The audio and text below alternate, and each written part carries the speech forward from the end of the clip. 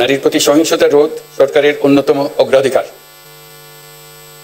অনেক সময় নারীরা নির্যাতনের শিকার হলেও তারা বুঝতে পারেন না কোথায় অভিযোগ জানাবেন। কিসের 180 দিন, কিসের 90 দিন? ধর্ষণের শাস্তি কে পাওয়া মাত্রই তাকে মেরে ফেলতে হবে। সরকার বিচার না করতে পারে, ধর্ষণকে আমাদের হাতে তুলে দিই। যেন আমরা দেখতেছি ঢিলাই মারা যায় না, জবাই করে মারা যায়, ওটা আমাদের ব্যাপার। ওদের এত জঘন্যভাবে মারা উচিত যেন ফিউচার রেপিস্টগুলো ভয় পায়। ধর্ষণের একমাত্র শাস্তি হচ্ছে মৃত্যু।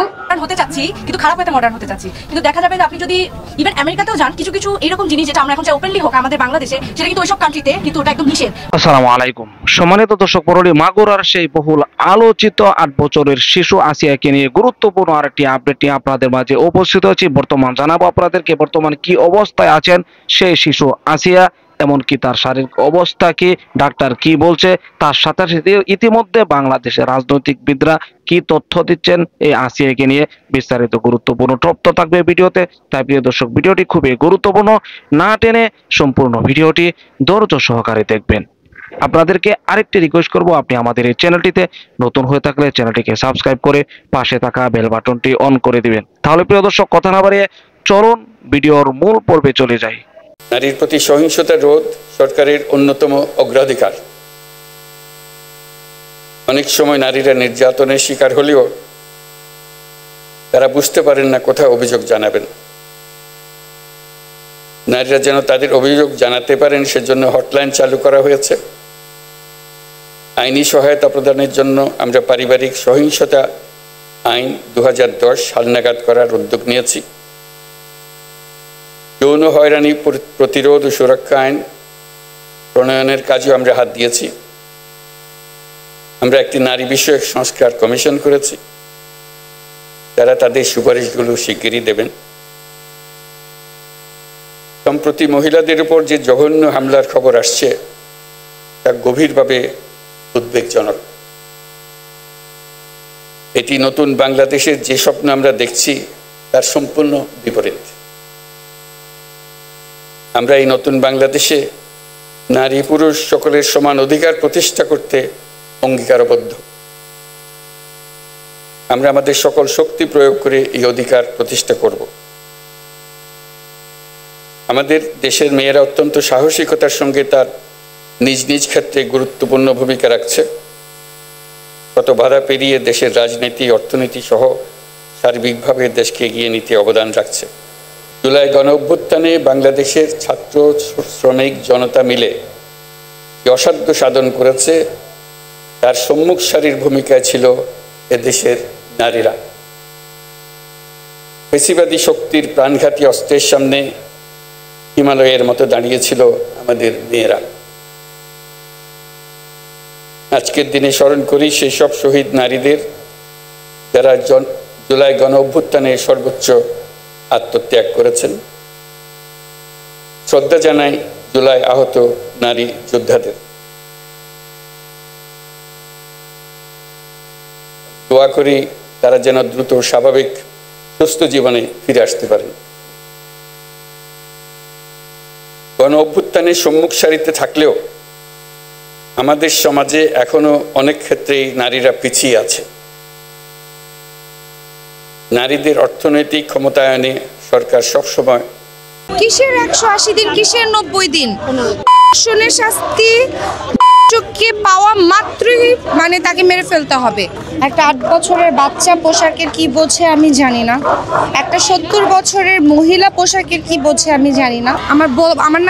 আমি এগুলো বলতে গেলে আমার দম বন্ধ হয়ে যায়। যখন ডক্টররা বের হয় তখন তাদের চোখে পানি, নার্সদের চোখে পানি।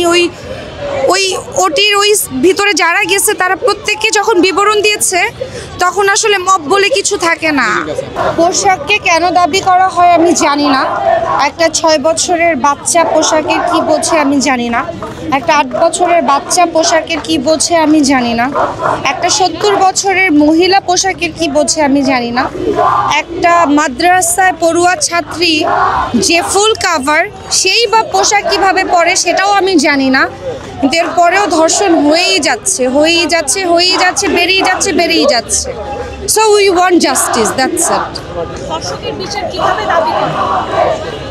আমাকে যদি জিজ্ঞেস করেন কিসের 180 দিন, কিসের 90 দিন? ধর্ষণের শাস্তি ধর্ষককে পাওয়া মাত্রই মানে তাকে মেরে ফেলতে হবে। তাকে একজনকে যদি আমরা না মারি মানে 10 জনের শিক্ষা হবে না। যদি আমাদেরকে যেমন ভয় দেখানো হচ্ছে, আমাদেরকে যেমন মাইকিং করে বলা হচ্ছে মা বোনেরা আপনারা ঘর থেকে বের হবেন না, এটা কেন করা হবে? আমাদেরকে মাইকিং করে কেন বলা হবে? আমরা কাজ করি, আমাদের অনেক রাত পর্যন্ত দেখা যায় যে আমার যেটা সিফাত বললো যে ওর নিজের গাড়ি আছে, ধরেন আমার নিজের গাড়ি আছে, কিন্তু আমার সাথে যেই কোয়ার্টিস্টগুলো, মেয়েগুলো, বাচ্চা হোক মুরব্বী হোক, তাদেরকে তো আমাকে বাসায় ড্রপ করে দিয়ে তারপর যেতে হয়। ততক্ষণ পর্যন্ত তো আমার ড্রাইভারের ফ্যামিলিও টেনশনে থাকে। তো সবাইকে আতঙ্কে ফেলে দেওয়া জন্য যারা দায়ী তাদের জন্য ওই 180 দিন 90 দিন আমি এগুলো মানি না। আমার কাছে মনে হয়েছে যারা এই সমস্ত কাজে জড়িত তাদেরকে পাইলেই মেরে ফেলা উচিত। শেষ। এটা হচ্ছে জনসম্মুখে চাচ্ছেন কিনা? অবশ্যই জনসম্মুখে। যখন একটা জিনিস আপনি ওপেন ভাবে করবেন তখন আপনার গ্রামগঞ্জ থেকে শুরু করে দেশ বিদেশ সব জায়গায় পৌঁছাবে। আপনারাই তো করেন সাংবাদিক ভাইয়েরা, তো আপনারা যখন এই নিউজটা করবেন যে একজন ধর্ষককে এভাবে পিটিয়ে মারা হয়েছে বা হত্যা করা হয়েছে, তখন 110 মানে ধর্ষক ভয় পাবে যে আমি যে এরকম কোনো একটা মেন্টালিটি আমার মাথায় কাজ করছে, আমি কি যাব কি না, কারণ আমার শাস্তিও কিন্তু এর থেকে ভয়ঙ্কর হতে পারে। তো অবশ্যই জনসম্মুখেই আসলে শাস্তি হওয়া উচিত, এটা আমার মনে হয়। বাকি আমার টিম মেম্বারদেরও আমার মনে হয় তাই মনে হয়। ওই 180 দিন 90 দিনের কিছু নাই, ওই এই গুনার কোনো শাস্তি নাই।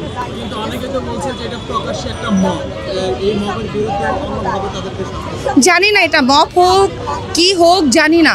আমরা কি দেখেছি? আমরা দেখেছি ছোট ছোট বাচ্চাদেরকে ব্লেড দিয়ে তাদেরকে আমার না আমি এগুলো বলতে গেলে আমার দম বন্ধ হয়ে যায়। যখন ডক্টররা বের হয় তখন তাদের চোখে পানি, নার্সদের চোখে পানি। ওই ওটির ওই ভিতরে যারা গেছে তারা প্রত্যেকে যখন বিবরণ দিয়েছে তখন আসলে মব বলে কিছু থাকে না। আমার কাছে মনে হয় না, আমার কাছে মনে হয় যারা ধর্ষণ করে তারা আসলে রেপিস্ট, তো আর রেপিস্টের শাস্তি আসলে ফাঁসি হওয়া উচিত। প্রিয় দর্শক, আশা করি সম্পূর্ণ ভিডিওটি দেখলেন। ভিডিও থেকে অবশ্যই বুঝতে পেরেছেন যেই দাবি তারা জানাচ্ছে, অর্থাৎ শিক্ষার্থী এমনকি সেলিব্রিটি, শিল্পী সকলে কিন্তু একই দাবি যে যারা এই কাজটি করেছে, অমানবিক কাজ করেছে, এই 8 বছরের শিশু আসিয়ার সাথে যে লোমহর্ষক ঘটনা ঘটেছে, যে ঘটনার বর্ণনা দিতে গিয়ে ডাক্তাররা পর্যন্ত কাঁদছে, যেই দেখতে যাচ্ছে সেই পর্যন্ত কাঁদছে। অর্থাৎ এমন একটি অবস্থায় যে এখনো পর্যন্ত শিশুটি বেঁচে আছে, এটাই হয়তো আল্লাহ তাআলার একটি প্রদত্ত।